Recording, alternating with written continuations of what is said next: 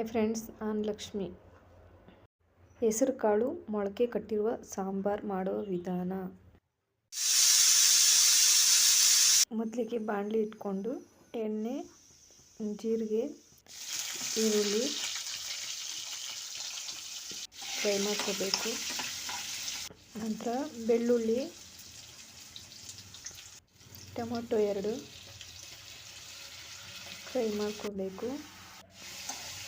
ನಂತರ ಫ್ರೈ ಮಾಡಿಕೊಂಡು ಈರುಳ್ಳಿ, ಬೆಳ್ಳುಳ್ಳಿ, ಟೊಮೊಟೊ ರೆಡಿಯಾಗಿರುವ ಜಾರಿಗೆ ಹಾಕ್ಕೊಂಡು ಕೊಬ್ಬರಿ, ಕೊತ್ತಂಬರಿ ಸೊಪ್ಪು, ಸಾಂಬಾರು ಪುಡಿ, ಹುಣಸೆಹಣ್ಣು ಸ್ವಲ್ಪ, ನೀರು ಸ್ವಲ್ಪ ರುಬ್ಕೊಂಡು ಬೇಯಿಸಿರುವ ಕಾಳುಗಳಿಗೆ ಮಸಾಲೆಯನ್ನು ಹಾಕ್ಕೊಂಡು ಮಿಕ್ಸ್ ಮಾಡಿ ಸ್ವಲ್ಪ ಹೊತ್ತು ಬೇಯಿಸ್ಕೊಂಡು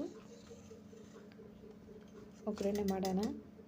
ಕರಿಬೇವು ಸೊಪ್ಪು ನಮ್ಮ ಗಿಡದ್ದು ಫ್ರೆಶ್ ಆಗಿದೆಯಲ್ಲ, ಎಣ್ಣೆ, ಸಾಸಿವೆ, ಕರಿಬೇವು ಸೊಪ್ಪು ಸಾಂಬಾರಿಗೆ ಹಾಕಬೇಕು, ಚೆನ್ನಾಗಿರುತ್ತೆ.